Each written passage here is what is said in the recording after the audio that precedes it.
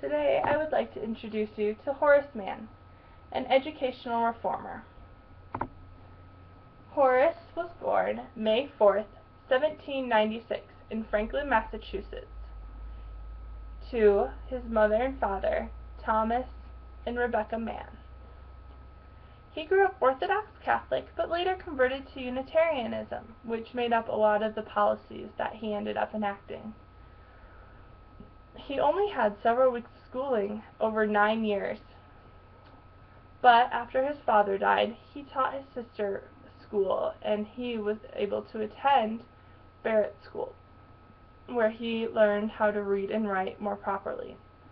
And only after half a year, he was admitted to Brown University, where he graduated first of his class in 1819. It was said that his valedictorian speech has been so prophetic that none had been like it before.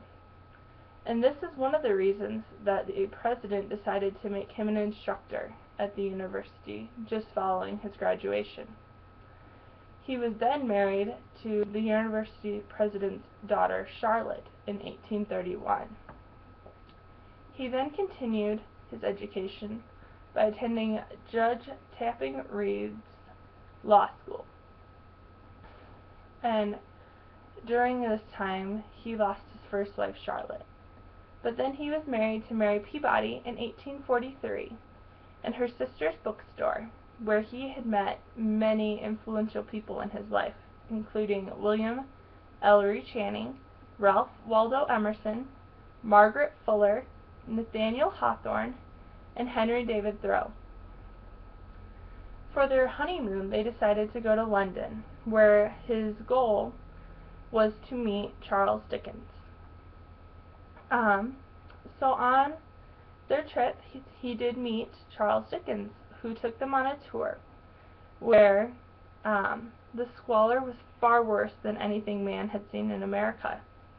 The English schools did not impress Mann either, but he was impressed by the libraries that were available to people there. So his career included many different things throughout his career time. So while he was attending law school, he worked for Judge James Richardson as a clerk in Dedham, Massachusetts. This was his introduction to law. He was then admitted to Massachusetts Bar of the state in 1823. He was also informed that he should run for Senate in 1834, and he decided to, and he became the president of the Massachusetts Senate. But Mann resigned from the Senate to take the position of first secretary of the Department of Education of Massachusetts, which had just barely been formed. After that, his next career was to fill the 8th congressional seat after John Quincy Adams' death, but he found this very unfulfilling, so he decided to stop. And he became the first president of the newly created Antioch College, which was supposed to be a non-denominational Christian school. However, there were many conflicts over whether or not Mann was too unchristian or unreligious to run the college. His major contributions include he began public education in Massachusetts, because there had been no public education where the state had paid for students to be educated and where students of all different backgrounds could go and get schooling. He also began normal schools, which are where teachers would go to be educated before they were allowed to teach.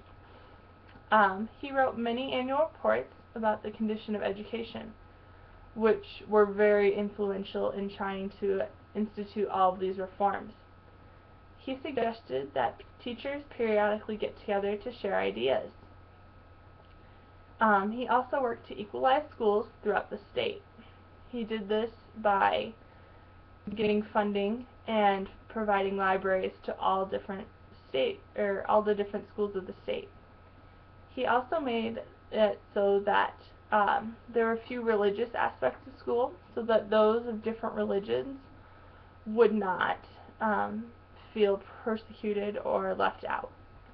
He also persuaded the legislature that the school should be at least 6 months long and adopt compulsory attendance, which meant there would be consequences if your student did not show up to classes. These have many effects on today's education. We have some schools that are paid for with tax money. All public schools are paid with tax money, but the private schools are not. He also worked to equalize the schools throughout the area, which he did by providing equal funding, which in the state that I grew up in meant that we looked at how many students you had in your school, and we gave money, a certain amount of money per student. We also have educated teachers because we have colleges and they have to have a degree before they can go teach in any school. We also have longer school years, which result from his push to get longer school years. We also have libraries for schools, which was not something that was very often had back when. He also had schools become more secular and less religious, which is very apparent. There are private schools that you can attend that have the religious aspects, but we are no longer allowed to pray or to have religious material that we have to learn. And we also have in-service days where teachers do get together and discuss ideas and the problems and how they can fix them. There is also compulsory attendance policies where up to a certain age there are consequences for not attending school. For us, it was you could go to jail or your parents could go to jail if you were not showing up to classes. So, in conclusion, Horace Mann gave this quote just before he died. "Be ashamed to die before you have won some battle for humanity."